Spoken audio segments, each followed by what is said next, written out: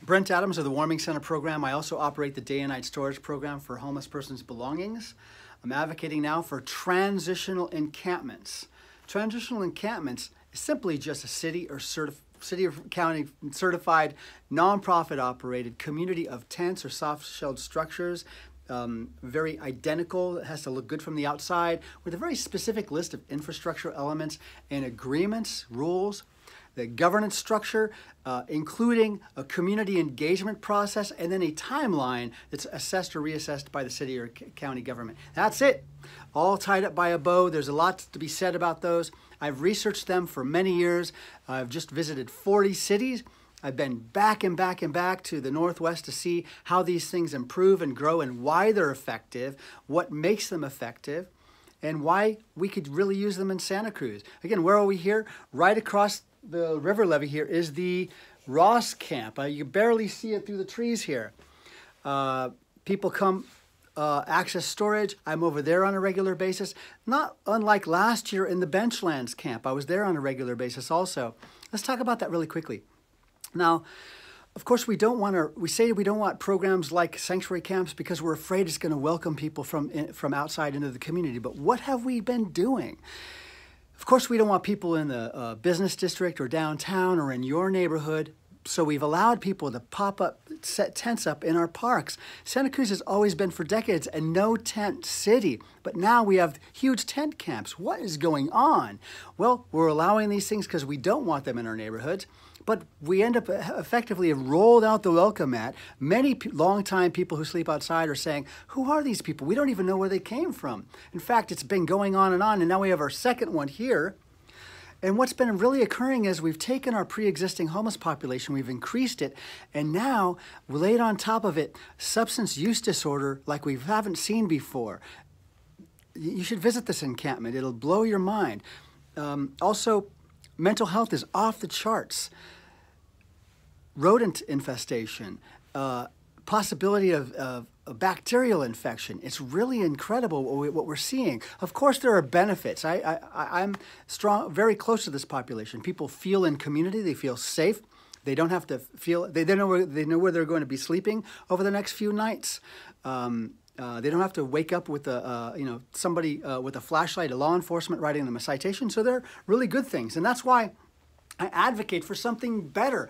We're choosing this over and over. What's going to happen next year? We're not willing to choose a transitional encampment that actually has a solid structure and also a tiered approach that people cannot get off the bus and enter this program. In fact, that's one of the #1 hallmarks of this sort of thing.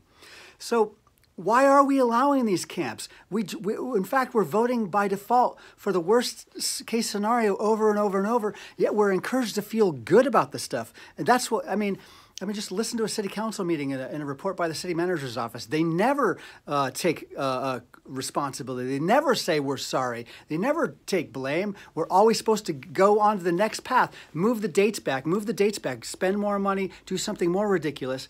And here we are. What's really happening, of course, there's millions at play. And the people in power want to control that. I understand. I'm a micromanaging control freak too. I understand that level of control. I think I know best, right?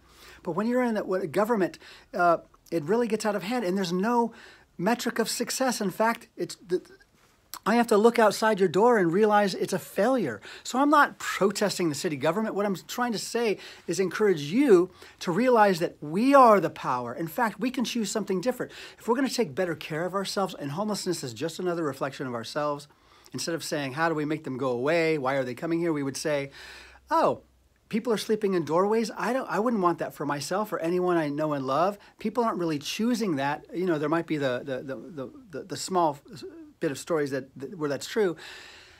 We would say, let's raise the floor of experience. Of course, housing is up here, and we're not building any housing, and that's the story what we're expected to swallow. All those things we're doing within the city and county government is putting people on the pathway to non-existent housing.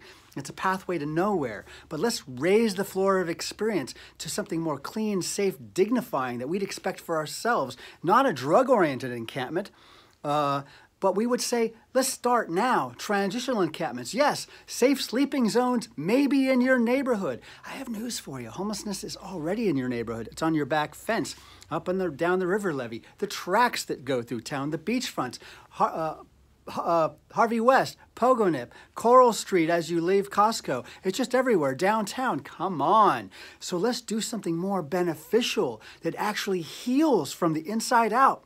Well, we take it on. We say yes to safe sleeping zones in our neighborhood for a small amount of time. It's a pilot. It's not going to take that encampment over here and put it in your neighborhood. That's ridiculous. That you've been made to think that is actually by design. I assert, I know it's audacious, these claims I'm making, that there's a camp out there. We could have shut that down any time. We didn't have to watch that increase the way we did. It's actually, there's some intentionality behind it because they want to spend the money. They don't want you to protest them. But I'm saying, let's together demand and stand with me for transitional encampments. Do a little reading, and let's start having a little more proactive approach to this challenge that we all share.